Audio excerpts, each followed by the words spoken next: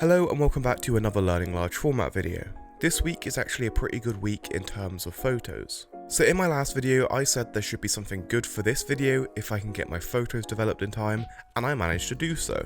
My week of large format actually only started yesterday, which is Friday. For the whole week I hadn't shot a single piece of sheet film. However, on Friday I shot the most amount of 4x5 photos that I have before. In total, I exposed 19 sheets of Ilford Delta 100. Anyway, you may remember in my video titled My Best 4x5 Photos So Far, I done some studio portraits.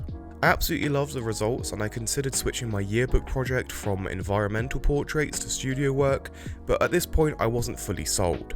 However, in my last video I tried to get some portraits outside like I'd been doing before. But after doing that studio shoot, I realised how much more I prefer doing 4x5 work in the studio. So shortly after that shoot, I booked out a studio at my university for basically the whole day so people could pop by whenever was best for them. So yesterday I arrived at the studio and had some help from one of the technicians to help set everything up.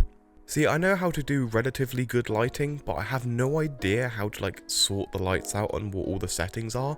It's just too complicated for me. But with the help of the technician there, I managed to get used to it pretty quickly. I started off by getting the light how I wanted it with the help of my GFX, since the lens that I have on there, the Miticon, is actually a very similar focal length to the lens that I have on my 4x5.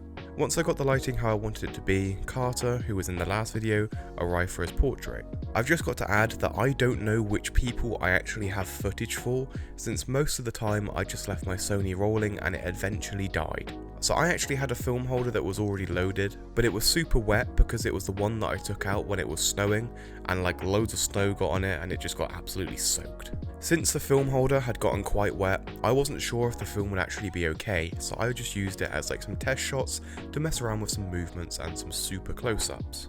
So I took two portraits of Carter. One was a close-up using some tilt, and then one was at a 45-degree angle using some swing. And as you can see, while they aren't great, they actually worked. I really wasn't expecting this. They are both out of focus, but to be honest, I was expecting the photos to be destroyed. One thing you may notice though are these weird markings on the photos. I'm not sure what happened, and neither did the technicians at uni, but almost all of the photos that I took have these weird markings on them. Some a lot worse than others, but we're all just confused how this happened because nothing was done wrong. Anyway, after I took these photos, I loaded the film holder back up and took some more of Carter. For this shoot, I wanted to get a close-up headshot and a half-body shot. This was because some people were bringing items into the studio to add to the photos, give them a bit of context, so I wanted to get that wider shot to include the item. Carter brought along some of his bike gloves, because like I said before in the last video, he's always on his bike. And then I also suggested he held my Sony because he himself has one, and it was probably the main reason why I got one, because I absolutely loved using his. So I got everything set up and took two more photos. And look how great they are. I especially like the headshot. The detail is absolutely crazy and it's one of my favourite photos from the day. Just after I finished these photos, Jen and Caitlin arrived. Caitlin was in another Learning Large Format video in the past, and Jen is in pretty much every single video. She's the one that actually records my footage for me when we're out and about, so they're both familiar faces. Caitlin was going for a portrait first, so we set everything up, but then another person from our course came in called Louis. He mentioned that he didn't have much time at all and had to leave in about 10 minutes, so he decided to do his portrait before Caitlin's. Louis is a powerlifter, I think that's what it's called, I'm not too sure, but he lifts really heavy weights and he could probably bench press me with ease. And for his prop, he brought along one of those weightlifting belt things, the ones that go around your waist, and I'm not entirely sure what it does. Louis tried to explain it to me, but it went completely over my head. But anyway, it was a really good prop. I then set up the shot and took the two photos. And once again, these are pretty good photos. The prop definitely made the wider shot so much better. It added so much to the photo without distracting too much. So Louis left, and up next was Caitlin, and she brought along a film camera for her prop.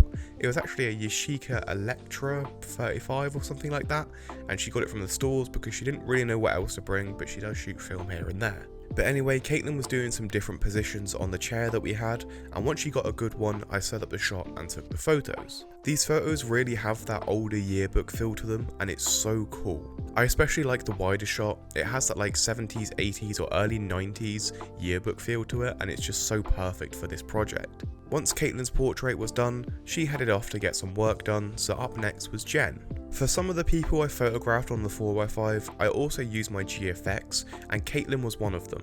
And since I was shooting the GFX with the Mythicon at f1.4, I had to change the light settings so they were really low, but I forgot to change them back to the 4x5 settings for these two photos of Jen.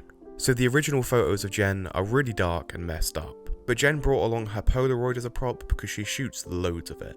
I wanted to try some different stuff for the wider shots, and Jen suggested putting her Polaroid up to her eye like she was taking a photo, and I absolutely loved the idea. However, like I said, I forgot to change the settings on the lights back to what it was used on the 4x5, so my photos are severely underexposed.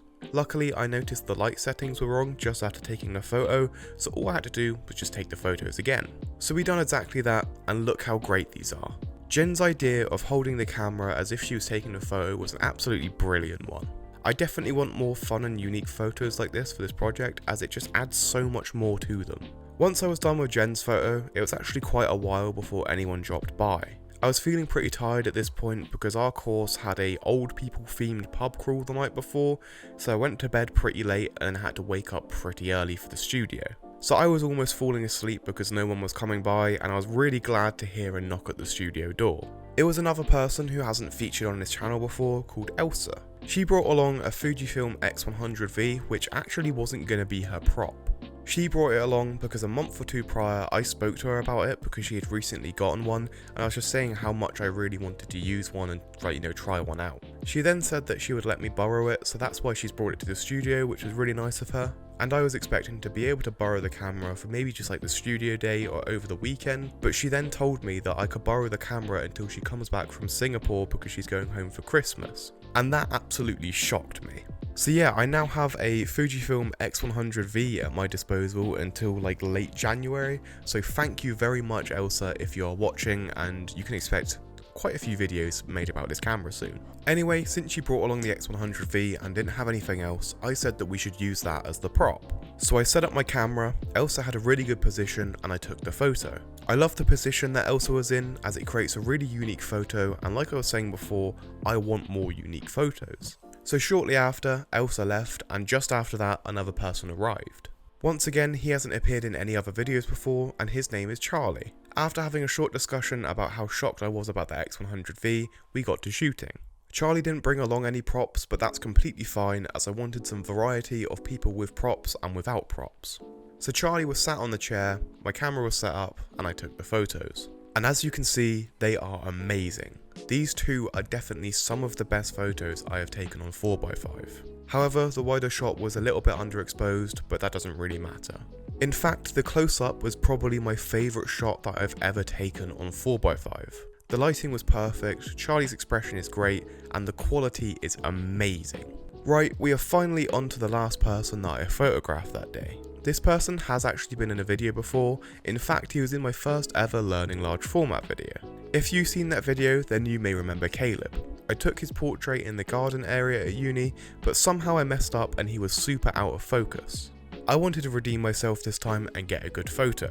But once again, I messed up and forgot to change the light settings back from the GFX to the 4x5. So yeah, the first photo of Caleb is super dark and underexposed, and I realised I messed up with the light settings as I pressed the shutter. So I sorted the lights out and got them back how they're meant to be, and I took these two photos. I love how Caleb is sitting in the wider shot. Once again, it adds to the photo and makes it more unique. The detail in the close-up is also crazy. The quality you get out of the 4x5 negative really is something else.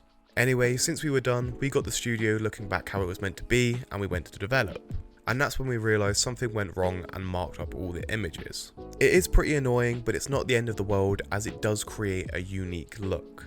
It's not what I was hoping for, but it's not like I'm just not going to use these images. I'm still going to use them as I really like them, even if they do have some marks on them. So that's the end of the video.